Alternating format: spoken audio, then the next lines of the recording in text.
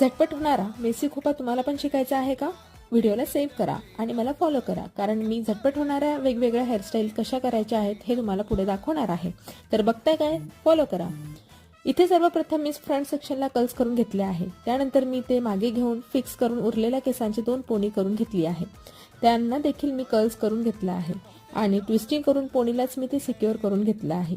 Same process मी दुसऱ्या पोनीसाठी देखील केली आहे. त्यानंतर मोगऱ्याचा फ्रेश गजरा मी खोपाच्या अवतीभोवती लावून हेअरस्टाईलची शोभा वाढवून घेतली आहे ना सोपी आणि झटपट होणारी हेअरस्टाईल? तुम्हाला कशी वाटली नक्की कमेंट करा आणि अजून कोणकोणत्या हेअरस्टाईल बघायला आवडतील नक्की सांगा.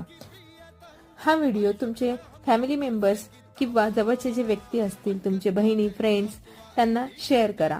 जास्तीत जास्त शेअर करा, जेणेकरून ते आता कुठल्याही कार्यक्रमासाठी ज्यावेळेस तयार होतील त्यावेळेस ते अशा सोप्या पद्धतीने होणाऱ्या झटपट हेअरस्टाईल ते करू शकतील.